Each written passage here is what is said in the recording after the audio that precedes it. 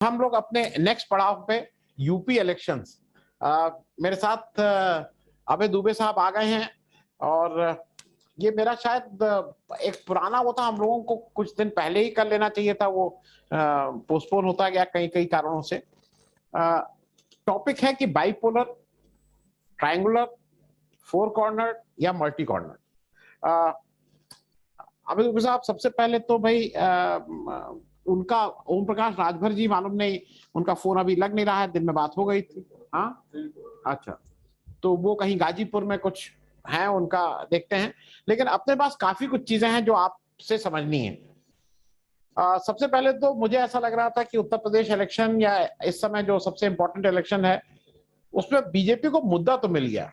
तालिबान तो जैसे कहीं ऊपर से होता नहीं, आप कभी कभी जेब में पैसा नहीं रहता था पहले, तो कोई पुराने कोट की जेब में पैसा निकल आता था, 150 रुपया, और लगता था चलो चलो काम बन गया।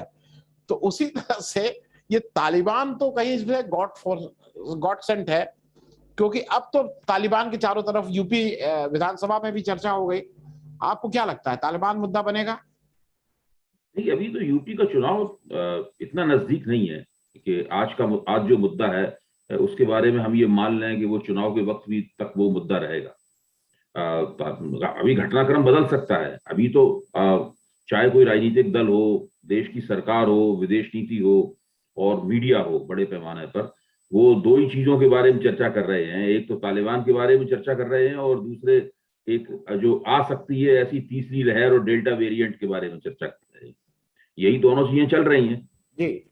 लेकिन ये मानना कि उत्तर प्रदेश के चुनाव तक ये चीजें प्रभावी रहेंगी और ये जनमानस को प्रभावित करती रहेंगी, मुझे इसमें शक है। देखिए, उत्तर प्रदेश का चुनाव तो फरवरी में होगा जाकर जी। और फरवरी में अभी अगस्त खत्म होने को है। सितंबर, अक्टूबर, नवंबर, दिसंबर, 7 जनवरी, महीना। हाँ, इतने महीने हैं। इतने महीने में तो हो सकता है कि 3 महीने बाद हम लोग चर्चा कर रहे हो किसी और ही मुद्दे पे, तो तालिबान का मुद्दा जो है वो दफन हो गया हो, उस वक्त तक पृष्ठभूमि में चला गया हो। इसलिए और दूसरी बात यह है कि उत्तर प्रदेश का चुनाव जिस तरीके से पहले होता रहा है और जैसे अभी होने की संभावना है, उसमें मुझे नहीं लगता कि तालिबान जैसा मुद्दा उसको प्रभावित करेगा। देखिए, मैं अपनी बात पर अभी भी अड़ा हुआ हूं और हमेशा से पहले भी अड़ा रहा हूं कि उत्तर प्रदेश का चुनाव सोशल अलायंसेस के बीच की टक्कर है, सामाजिक गठजोड़ों के बीच की टक्कर है। जब तक हम इस आईने में पूरे चुनाव को देखेंगे तो मुझे लगता है कि राजनीतिक शक्तियों के संतुलन की, कौन आगे है, कौन पीछे है, कौन अधिक शक्तिशाली है, कौन इस खेल में नंबर 1 खिलाड़ी है, ये सब चीजें हम लोगों के सामने साफ होती जाएंगी। जिस वक्त योगी जी के मुख्यमंत्रित्व को लेकर कुछ विवाद चल रहा था, इस पर हम लोगों ने भी चर्चा की थी। आनंद जी, योगी जी के मुख्यमंत्रित्व को लेकर विवाद चल रहा था, तो हम लोगों ने भी चर्चा की थी। उस वक्त ऐसा लग रहा था कि भाजपा का जो सामाजिक गठजोड़ है वो कमजोर हो गया है और उसमें बहुत सारी ऐसी बातें पैदा हो गई, अगर भाजपा ने सुधारा नहीं तो सामाजिक गठजोड़ टूट सकता है और भाजपा को नुकसान हो सकता है। अभी भी हम लोगों का वो परीक्षण वैध है। मैं ये मानता हूं कि आज भी तक स्थिति पूरी तरीके से बदली नहीं है। आज भी जो ब्राह्मण वोट है वो फिक्स नहीं है, वो फ्लोटिंग है। आज भी जाट वोटर जो फिक्स नहीं है, फ्लोटिंग है। तो ये दो बड़े वोटर जो भाजपा के थे, ये इसकी कोई गारंटी नहीं है कि पहले की तरह ही उत्साह से वो भारतीय जनता पार्टी के पक्ष में वोट करेंगे। इसमें से कुछ वोट विपक्ष के पास भी जाएंगे और कुछ वोट बर्बाद भी होंगे और कुछ वोट निराश होकर घर पर बैठे रहेंगे। तीनों ही सूरतों में भारतीय जनता पार्टी को नुकसान होगा। लेकिन क्या ये इतना बड़ा नुकसान होगा कि भाजपा का वोटिंग प्रतिशत 40% से घटकर 30 से नीचे चला जाए, वो 28 रह जाए, वो 27 रह जाए, 25 रह जाए, 26 रह जाए, 29 रह जाए? ये अंदेशा मुझे नहीं दिख रहा है। मैं अभी नहीं देख पा रहा हूं कि भारतीय जनता पार्टी का जो मतदान प्रतिशत है वो इतना ज्यादा गिर जाएगा। वो 40 से घट के 35 रह सकता है, 4-5% कम हो सकता है, क्योंकि एंटी इनकम्बेंसी की बहुत सी बातें हैं। योगी जी सारे समुदायों में लोकप्रिय नहीं है, कुछ समुदायों में बहुत ज्यादा लोकप्रिय हैं, कुछ समुदाय उनके प्रति उदासीनता रखते हैं और कुछ समुदाय उनसे बहुत नाराज हैं। तो ऐसी स्थिति में क्योंकि वो भाजपा के मुख्य प्रचारकर्ता होंगे तो उसका एक विपरीत असर पड़ेगा।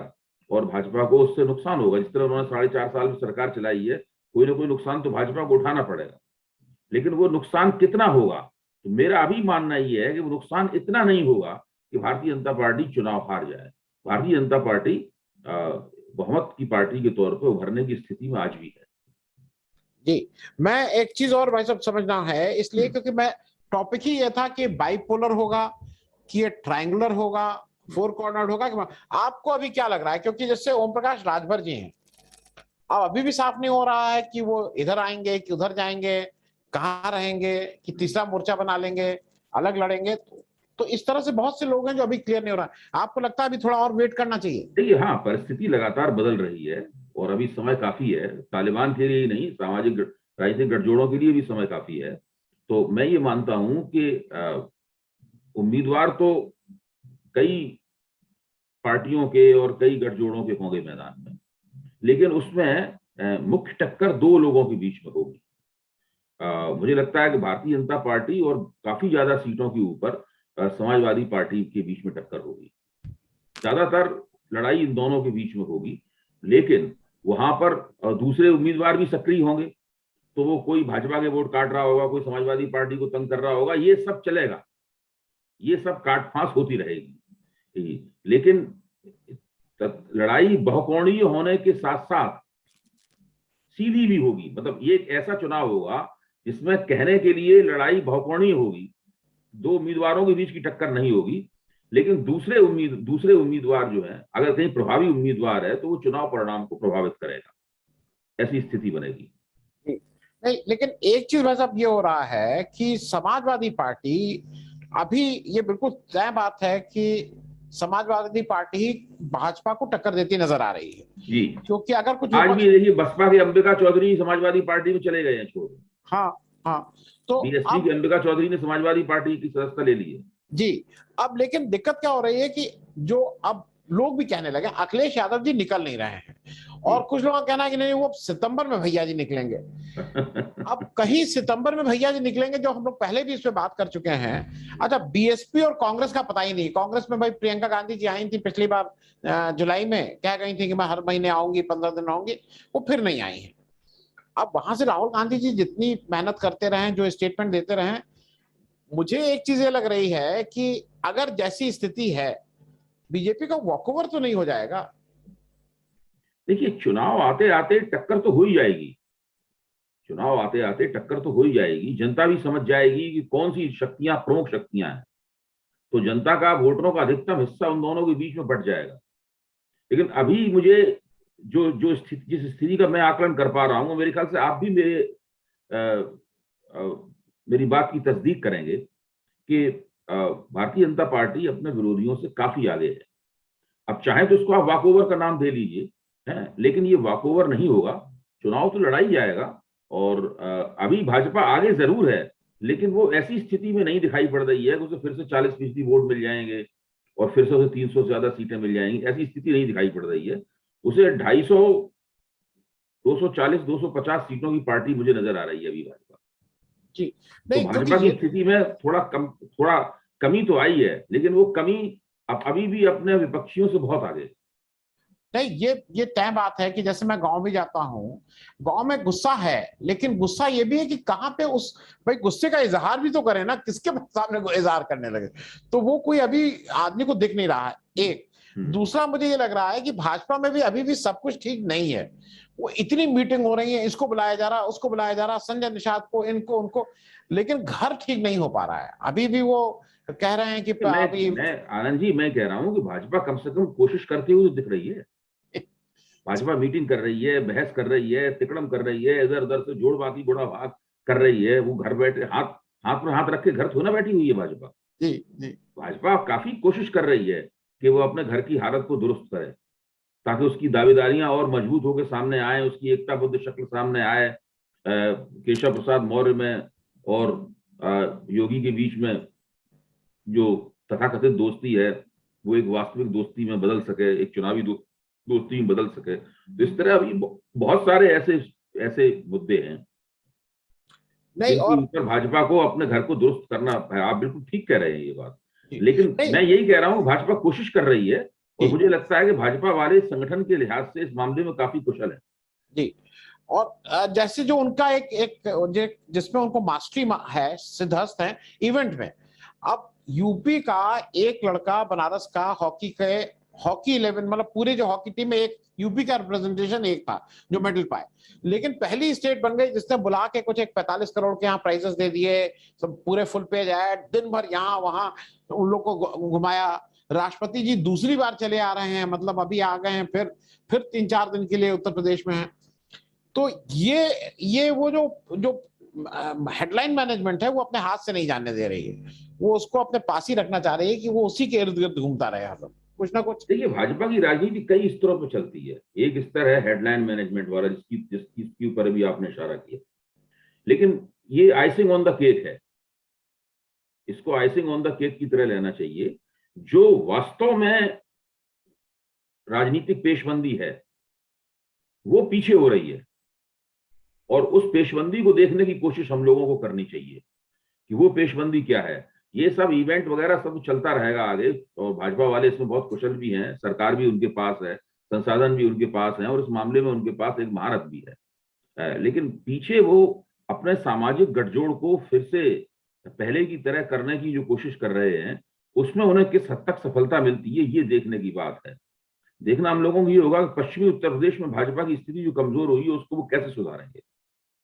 देखना हम लोगों को ये भी होगा कि जो ब्राह्मण वोटों के बीच में भाजपा की स्थिति कमजोर हुई है उसको वो कैसे सुधारेंगे। जो अति पिछड़ी और अति दलित जातियों में भाजपा पहले की तरह उतनी मजबूत आज नहीं दिखाई पड़ रही है, उसको वो कैसे सुधारेंगे, ये सब देखने की बात है। अभी मंत्रिमंडल में विस्तार भी होगा, उसमें देर कर रहे हैं भाजपा वाले, ये थोड़ी उनकी गलती है, अभी तक कर देना चाहिए था उन्हें। तो मंत्रिमंडल में विस्तार होगा, उसमें भी हम लोग देख पाएंगे कि भाजपा की रणनीति क्या है। अगर उसमें मान लीजिए ओम प्रकाश राजभर या संजय निषाद या इस किस्म के लोगों या उनके कहे हुए लोग, उनके बताए गए लोगों को मंत्रिमंडल में जगह मिली, तो मैं ये मानूंगा कि भारतीय जनता पार्टी अभी भी इन नेताओं के जरिए वोट पाने की कोशिश कर रही है। अगर भाजपा ने उनकी उपेक्षा की और इन बिरादरियों के पुत्रों को तो रखा उसके अंदर, लेकिन इन नेताओं को लिफ्ट नहीं दी, तब ये माना जाएगा कि इन नेताओं के बिना भारतीय जनता पार्टी इन समुदायों के साथ में संवाद स्थापित करने की कोशिश कर रही है। तो ये सब देखना होगा।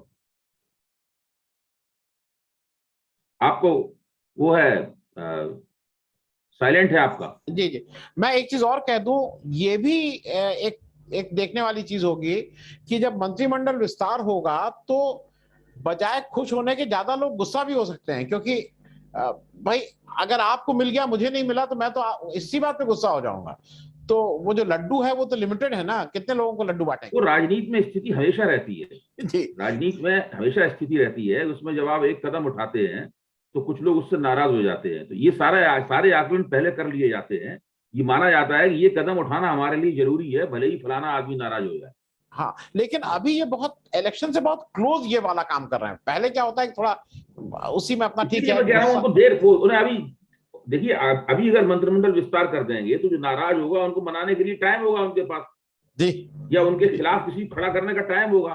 जितना देर में आप विस्तार करेंगे उतना ही ज्यादा आपके पास समय कम होगा रिकवरी मारने का। मैं एक चीज और जरा ये ओबीसी वाला मामला भी समझ लें, क्योंकि ओबीसी की अब इन्होंने 7 जो मंत्री बने थे उन लोगों को यात्रा पे भेजा सबको, मतलब ओबीसी को काफी प्रलोभन दिया जा रहा है या उनको लुभाने की कोशिश है। अच्छा, सब कुछ ये ले दे के अंत में आरक्षण की बात ही आती है कि भाई ओबीसी का ये हो जाएगा, आरक्षण हो जाएगा। एक चीज जरा मैं ऐसे समझने के लिए कि अब बहुत से लोगों को ये भी समझ में आने लगा कि भाई नौकरी कहाँ है, आरक्षण हो जाएगा, सब कुछ हो जाएगा, मन ये नौकरी कहाँ है, इस पे भी तो क्या इस पे कोई विचार करेगा, क्या इलेक्शन का मुद्दा ये बन पाएगा। इसमें ये है कि केवल नौकरी का सवाल तो आपने ठीक ही उठाया। इस बात की अक्सर चर्चा होती रहती है कि सरकारी नौकरियां बहुत कम हैं, सरकार भी पूरी तरीके से भर्ती नहीं कर रही है। दूसरे जो सरकारी संपत्तियां हैं उनका जो निजीकरण करने की मुहिम चली है उसमें तो बिल्कुल ओबीसी आरक्षण के ऊपर बड़ा ही कुठाराघात होगा।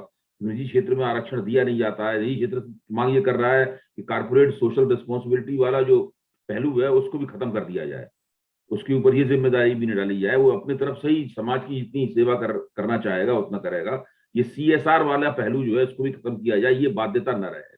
तो अखबारों में एडिटोरियल छप रहे हैं इस तरह के, जी मैंने अंग्रेजी के 2 अखबारों में इस तरह के एडिटोरियल छपे कि CSR खत्म कर देना चाहिए। तो जी आरक्षण का भविष्य तो अंधकारमय है, नौकरियों में आरक्षण का भविष्य अंधकारमय है।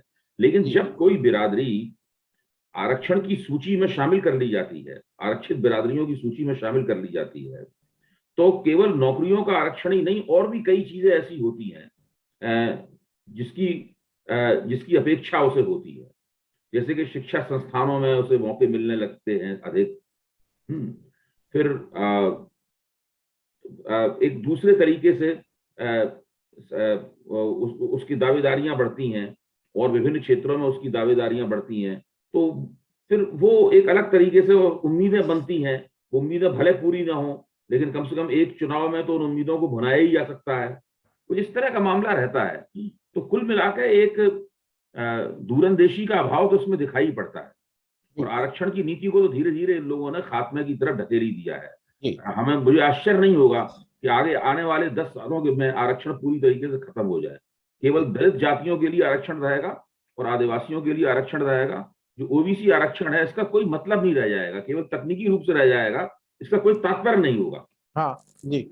मैं एक चीज और आपको वो कर दूं, अभी इधर लखनऊ में थोड़ी बाढ़ आ गई है, शिखर सम्मेलन और ये मतलब सारे चैनल वाले आके इसको वो कर रहे हैं। रेसिपी बिल्कुल कॉमन है, वही 10-12 लोग हैं, उनको बुला लिया जाता है। सरकार क्योंकि पैसा देती है तो सरकार के ज्यादा लोग आते हैं, और उन लोग अपनी बात कहते हैं, सारे चैनल पर जाता है। ताज होटल में होना जरूरी है, वहां पे 50 लोगों को बुला लीजिए और खाना पीना खिला दिया जाता है। लेकिन यहाँ पे 2-3 प्लेयर ऐसे हैं जो सब में दिखते हैं, और उनकी जिसको कहते हैं मार्केटिंग की काफी वैल्यू है। उसमें एक चंद्रशेखर आजाद जी हैं, एक ओवैसी साहब हैं, ये 2 लोग जरूर दिखते हैं।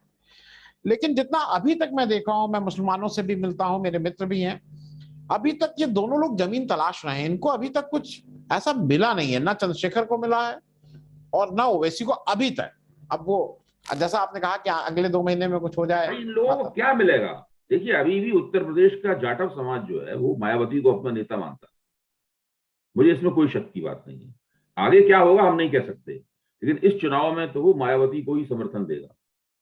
किसी 1-2 निर्वाचन क्षेत्रों में चंद्रशेखर जी की कोई बात चल जाए, उनके उम्मीदवार को कोई वोट थोड़े मिल जाए तो भले हो, लेकिन कुल मिलाकर मोटे तौर पर जाटव समाज का अधिकतम वोट जो है वो मायावती को गिरने वाला है।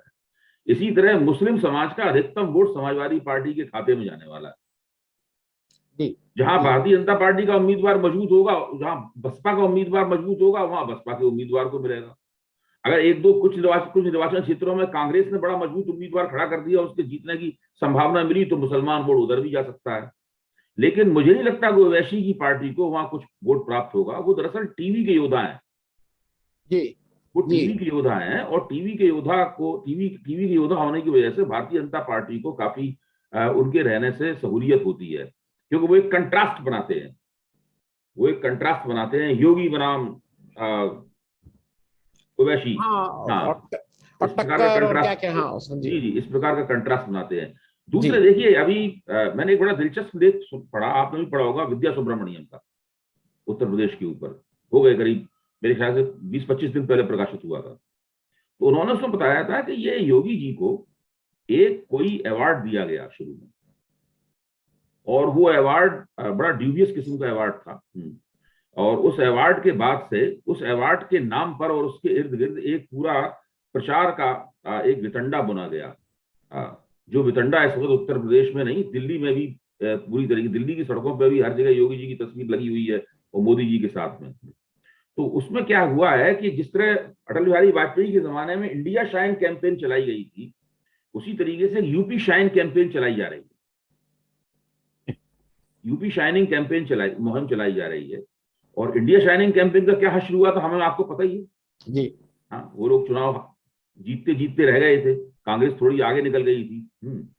अब यूपी शाइनिंग कैंपेन का क्या हश्र होगा, ये हम लोग अभी आके देखेंगे, क्योंकि इस तरह की मुहिमें जो हैं, जितने जोशो खरोश साथ चलाई जाती हैं, इतने संसाधन उनमें खर्च किए जाते हैं, जितने दिमाग उसमें लगाए जाते हैं, उनके चुनाव परिणाम उतने अच्छे नहीं होते, ये इतिहास बताता है। तो योगी जी कहीं ना कहीं अंदर से डरे हुए हैं, कि उन्हें लग रहा है कि उनकी सीटें कम होंगी, उनके वोट अगर कम होंगे और अगर भारतीय जनता पार्टी को केवल एक साधारण बहुमत ही प्राप्त हुआ तो उनका दोबारा मुख्यमंत्री बनना मुश्किल हो जाएगा।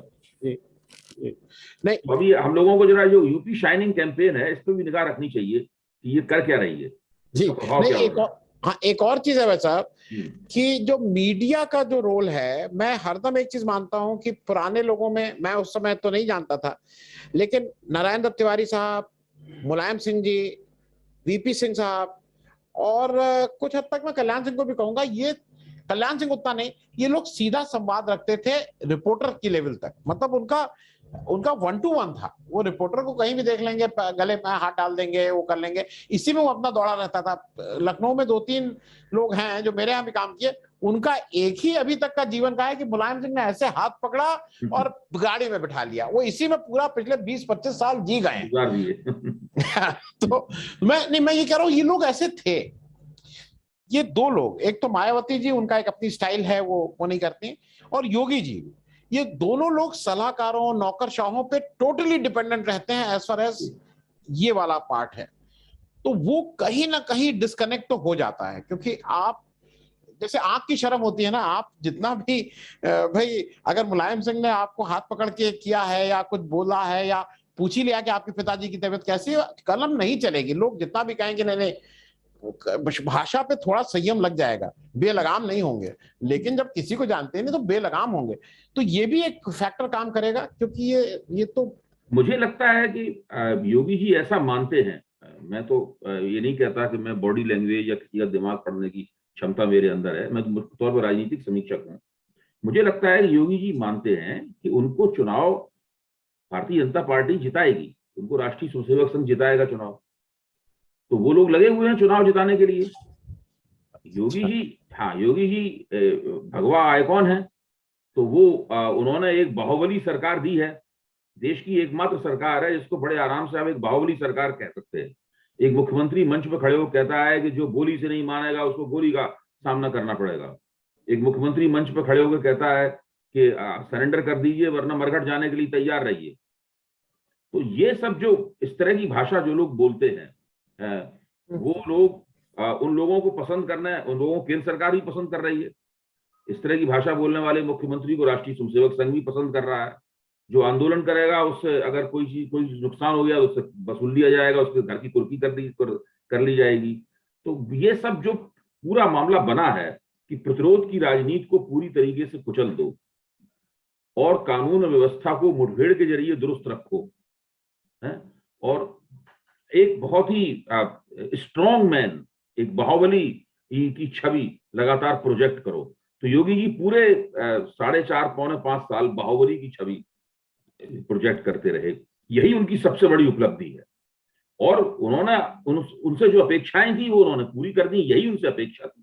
बाकी काम तो सीएमओ पीएमओ के बीच की जुगलबंदी ही चल रहा था, बाकी काम तो सुनील बंसल चला रहे थे, बाकी काम तो इस तरीके से हो रहा था। तो जो लोग बाकी काम कर रहे थे उनकी जिम्मेदारी ये चुनाव जिताएं। योगी जी को क्या पड़ी है कि किसी पत्रकार की किसी पत्रकार के थोड़ी पे हाथ लगाएं या किसी को हाथ पकड़ के उसके हाथ से आप नीचा दिखाएं, उसे उनको क्या जरूरत पड़ी है? तो उन्हें कोई आवश्यकता नहीं है असल में। मुलायम सिंह जी की आवश्यकताएं अलग थी, मुलायम सिंह जी की राजनीति अलग थी, उनका तरीका अलग था, वो अलग तरह के सार्वजनिक जीवन से निकल कर आए थे। योगी जी तो सार्वजनिक जीवन की संतान नहीं है जी। अब तो वो इसलिए उनसे अपेक्षा नहीं करनी चाहिए कि वो पत्रकारों से या बुद्धिजीवियों से या नागरिक समाज की शक्तियों के साथ में कोई मधुर संबंध बनाएंगे या उनके साथ कोई संवाद करेंगे, उन्हें इसकी कोई जरूरत नहीं है। वो एक बाहुबली मुख्यमंत्री हैं और वो अपना बाहुबल दिखाते रहे वाणी के जरिए और दूसरे कामों के जरिए।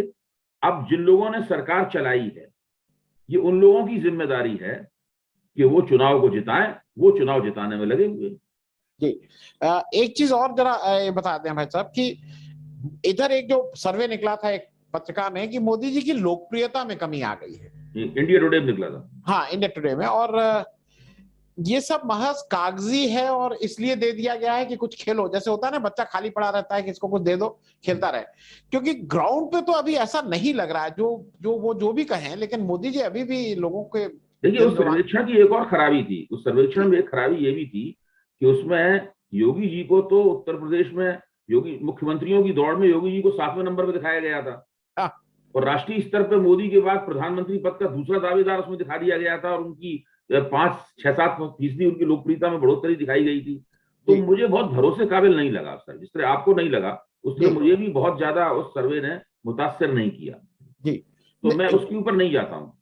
नहीं, क्योंकि एक ये भी तो आजकल हो गया है ना कि आप एक कोई सर्वे निकाल दीजिए, उसी में कुछ दिन उलझे रहेंगे, 10-15 दिन उसी में बात चलती रहेगी। एक और बात है, ये जो मीडिया की दुनिया में होने वाली कलाबाजियां हैं, ये दरअसल चुनाव को बहुत ज्यादा प्रभावित नहीं करती।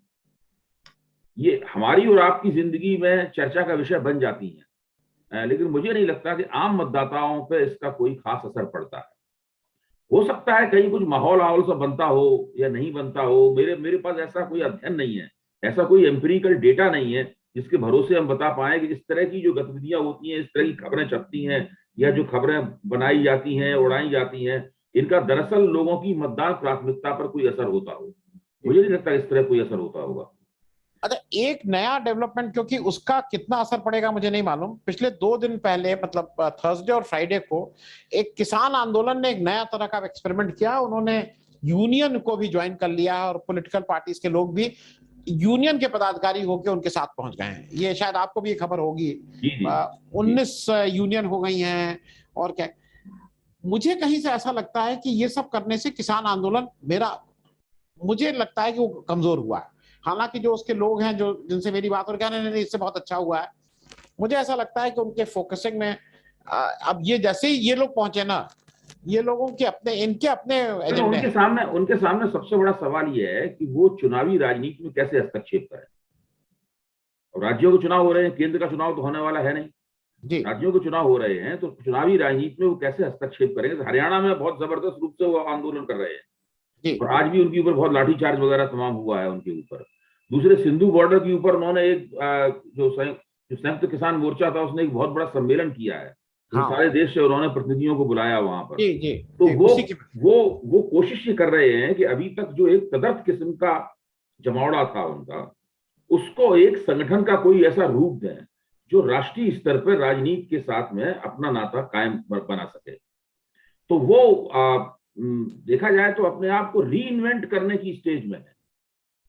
वो अपने आप को अब उसका असर कुल मिला के क्या होगा, उसका नुकसान होगा कि उन्हें फायदा होगा, ये सब भविष्य बताएगा। लेकिन वो ये समझ गए हैं कि केवल दिल्ली की सीमाओं पर धरने देने से या इधर उधर धरने देते रहने से केंद्र सरकार ने उनके प्रति इतना अपेक्षापूर्ण रवैया अख्तियार किया है कि अब वो केंद्र सरकार कहती है ठीक है आप बैठे रहिए धरने पे। अभी और 1-2 साल 3-4-5 साल धरने बैठे रहे। पहले जब ये कहते थे कि हम इतने दिन तक और बैठे रहेंगे तो उसकी खबर बनती थी और केंद्र सरकार के कान पे भी जू रेंगती थी कि भाई ये नहीं हटेंगे, इससे हमारी बदनामी होगी। तो केंद्र सरकार का मानना है जितनी बदनामी होनी थी हो चुकी, जितना नुकसान होना था हो चुका। अब हम इनकी मांग तो हमें माननी नहीं है, हमें वो 3 कृषि कानून वापस नहीं लेने हैं, इनको बैठे रहना है, बैठे रहिए। और इनकी वो केंद्र सरकार यह भी मानती है कि इनके राजनीतिक प्रभाव की भी एक सीमा है। हरियाणा में इनका राजनीतिक प्रभाव है, पंजाब में इनका राजनीतिक प्रभाव है, पश्चिमी उत्तर प्रदेश में इनका राजनीतिक प्रभाव है। इसके बाहर इनका कोई राजनीतिक प्रभाव नहीं। उत्तर प्रदेश में चुनाव होने वाला है, पंजाब में चुनाव, पंजाब में भारतीय जनता पार्टी का कोई खास दांव है नहीं। अकाली दल से रिश्ता टूट जाने के बाद में भारतीय जनता पार्टी की राजनीतिक स्थिति वहां डबल जीरो हो चुकी है और उसकी कोई चिंता भी नहीं है भाजपा को पंजाब की। पंजाब में जो होना होगा तो होगा। कांग्रेस के अंदर कलह चल रही है, उसका लाभ कुछ अकाली दल को हो सकता है, हो जाए, वो भी शायद नहीं हो पाए, वो अलग स्थिति है पंजाब। आम आदमी पार्टी को शायद हो जाए थोड़ा। आम आदमी पार्टी को भी लाभ हो सकता है उसका। लेकिन उत्तर प्रदेश में भाजपा की मुख्य चिंता यह है कि उत्तर प्रदेश में, पश्चिमी उत्तर प्रदेश के अंदर किसान आंदोलन प्रभावी होगा और किसान आंदोलन जो मतदान प्राथमिकताओं को बदलने का काम करेगा। इसलिए वहां पे भाजपा की सारी पेशबंदी वहां पे होगी और वो जल्दी ही, कुछ पेशबंदी हम लोगों ने अभी देखी है और कुछ पेशबंदी अभी जल्दी ही और सामने आएगी जी। भाजपा छोड़ेगी नहीं उसको जी। ऐसा नहीं है कि भाजपा वो जो परेशानी हो रही है भाजपा उसको छोड़ दे। वो लोग उसको संबोधित करेंगे योजनाबद्ध तरीके से, उनके पास इस तरह की युक्तियां हैं जी। मैं इसलिए भी इसको कह दूं क्योंकि मेरी जब उन लोगों से बात हुई और आप जैसा कह रहे हैं कि हरियाणा पंजाब में तो डायरेक्ट है, जो पंजाब ने अभी गन्ने का मूल्य जो उन्होंने 360 किया, इन्हीं लोगों के बीच में हो गया। इन लोग कह रहे थे वो तो 75, वो ऑलरेडी 375 करने को तैयार थे अमरिंदर सिंह। ये जो यूनियन गई इन लोगों ने उसमें गड़बड़ कर दिया। तो ये यूनियन के घुसते ही कुछ समस्याएं तो मैं अभी भी मानता हूं कि वेस्टर्न यूपी में जो अब यूनियन सब वामपंथी दलों वाली हैं, तो अब वामपंथी दल का वोट तो नहीं रह गया है उस तरह से। तो वो क्या उससे फायदा होगा, मुझे तो लगता है उसके आने से वेस्टर्न यूपी में नुकसान ही होगा किसान आंदोलन। हो सकता है, हो सकता है। मैं इस दृष्टि से मैंने अभी मेरा मानना यह है कि जो किसानों का वेस्टर्न यूपी में गन्ना मिलों के ऊपर बकाया है, चीनी मिलों के ऊपर बकाया है, उसकी मुझे जानकारी मिली थी कि उसकी शायद एक किस्त जो है उसका भुगतान हुआ था, और बाकी किस्त दो और किस्तों का भी भुगतान होना बाकी है उसका। कुल भाई साहब अब 6,340 करोड़ रुपया अब कुल बाकी रह गया है। कुल बाकी रह गया है। कुल बाकी और रह गया, भुगतान हुआ कितना अभी पिछले दिनों? शायद 18-19 हजार करोड़ जैसा। अब देखिए ना, इसका मतलब ये है कि वो जो भुगतान ना होने से जो नाराजगी थी, उस नाराजगी का शमन करने की तो भारतीय जनता पार्टी ने कोशिश शुरू कर ही दी है। हाँ हाँ। और मुझे ये भी लगता है, रघु भाई आप आ गए, आप रुकिएगा, बस मैं आपके पास आ रहा हूँ। क्या ऑडियो कह दीजिए, ऑडियो के लिए मैं इसलिए इस बात को बता दूं कि मेरा अपना अभी भी ये मानना है कि वो गन्ने का ये भुगतान थोड़ा रोक के करेंगे, वो दिसंबर जनवरी के करीब करेंगे, क्योंकि चुनाव उसके ज्यादा असर, चुनाव के पहले करेंगे। अच्छा, पैसा आते ही, ये तो तय बात है, ये हम और आपका भी है कि पैसा एक बार चला जाता है तो आदमी का थोड़ा गुस्सा तो अपने आप शांत हो जाता है। इसमें कहीं दो प्रश्न और जल्दी से करके फिर वो, ये मोनेटाइजेशन वाला एक नया इशू शुरू हुआ है। हालांकि उससे वोट नहीं प्रभावित हो रहा है, लेकिन देश प्रभावित जरूर हो रहा है जी। तो आप इसको, क्योंकि मोनेटाइजेशन एक ऐसी चीज हो रही है, रेलवे को जिस ढंग से बेचा जा रहा है सब, ये कहाँ भाई इसके ऊपर बहस होती रहेगी मीडिया चैनलों पे। जिससे आलोचना करनी होगी वो आलोचना करेगा, जिसको प्रशंसा करनी होगी प्रशंसा करेगा। कुछ लोग कांग्रेस के दरवाजे पे ठीकरा फोड़ेंगे कि भाई शुरुआत तो इन्होंने की थी, ये भी मोनेटाइजेशन करना चाहते थे, कर नहीं पाए।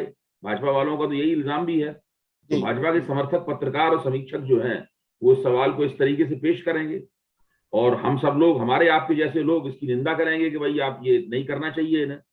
तो ये बहस का एक मुद्दा बना रहेगा, लेकिन सरकार ये करके मानेगी। सरकार को ये करने से रोका नहीं जा सकता। सरकार को करने से केवल एक ही तरीके से रोका जा सकता है कि कुछ स्पेसिफिक केसेस को, कुछ खास मामलों में जहां पर साफ तौर पर दिखाई पड़ रहा हो कि बहुत ही औने पौने दामों पर, थ्रो अवे प्राइसेस के ऊपर चीजें बेची जा रही हैं, सुप्रीम कोर्ट में जाया जाए, याचिका डाली जाए और सुप्रीम कोर्ट से आदेश निकलवा के सरकार के इस काम को रोका जाए।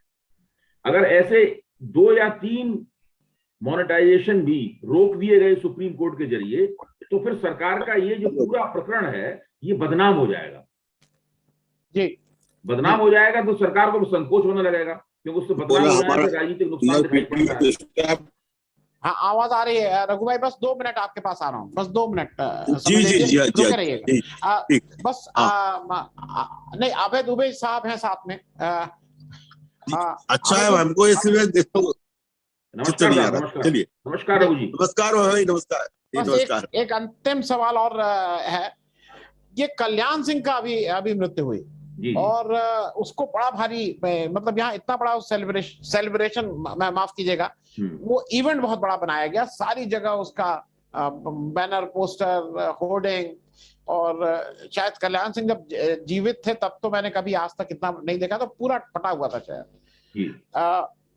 वो मेन तो इवेंट का था। वहां पे एक गफलत हुई थी, वो जो झंडे वाली थी जी, वो आपने भी देखा होगा, वो जो राष्ट्रध्वज के ऊपर वो बीजेपी का।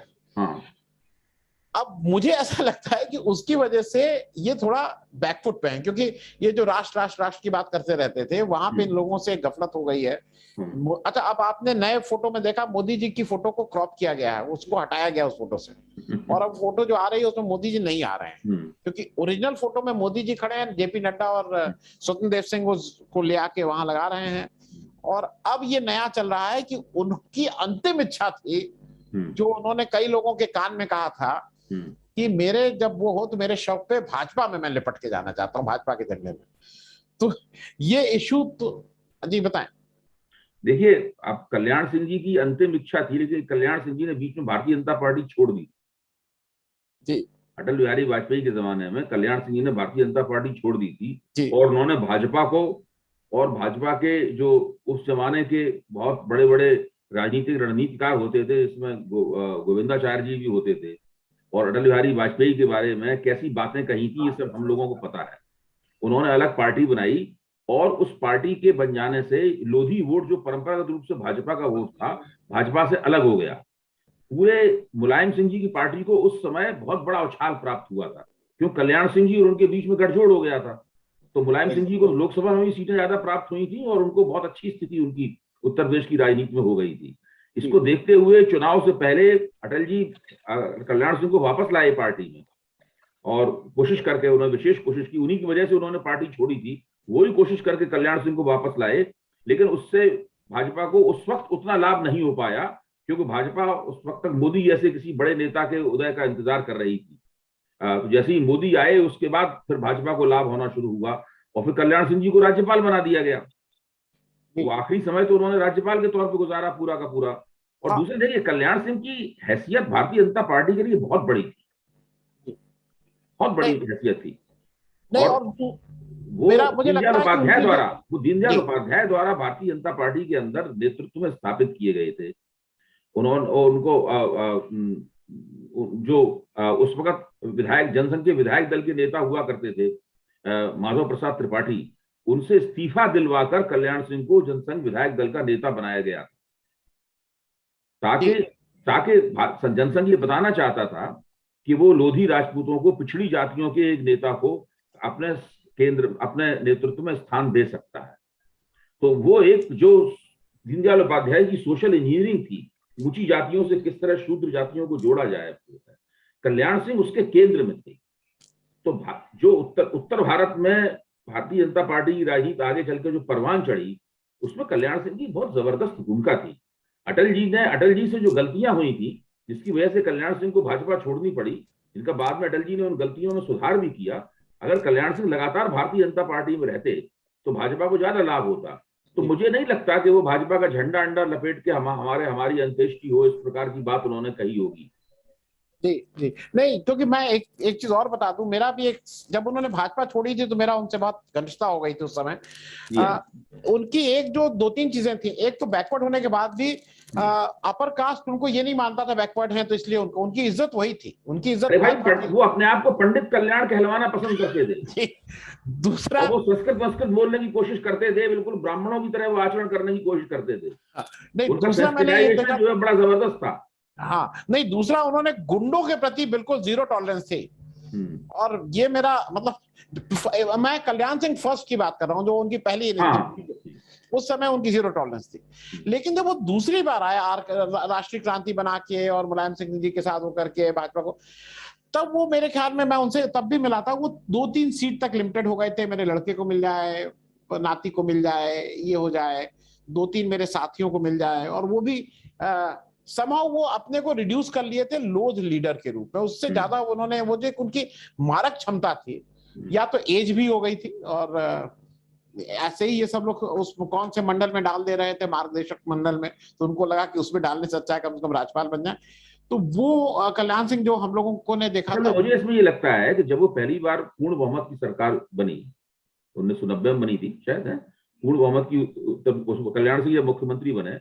उसके बाद जब सपा बसपा गठजोड़ हुआ और उसने भाजपा को चुनाव नहीं जीतने दिया और कल्याण सिंह विपक्ष के नेता हो गए, उसके बाद से उन्हें लगा होगा कि ये जो राजनीति है, इस राजनीति में लगातार शिखर पर बने रहना लगभग नामुमकिन है। और उसके बाद बहुत लंबे अरसे तक भारतीय जनता पार्टी कभी भी पूर्ण बहुमत प्राप्त नहीं कर पाई। भाई पूर्ण बहुमत तो अभी 2017 में प्राप्त किया है भाजपा ने। उसके बाद में 1990 के बाद में 2017 में सीधे 27 साल बाद पूर्ण बहुमत, 26-27 साल बाद पूर्ण बहुमत भाजपा को मिला है। और इस बीच में कल्याण सिंह को तरह तरह की राजनीति करनी पड़ी। तो वो पुराना अपना जो ऐलान था उसको वो कायम नहीं रख पाई। बिल्कुल सही कहना है जी। अभय साहब, बहुत बहुत धन्यवाद ज्वाइन करने के लिए। आगे हम लोग यूपी चुनाव पे, अभी तो दिल्ली दूर है, लेकिन फिर भी इंटरेस्टिंग होता जा रहा है। बहुत बहुत धन्यवाद। Thank you so much for joining. बहुत बहुत धन्यवाद।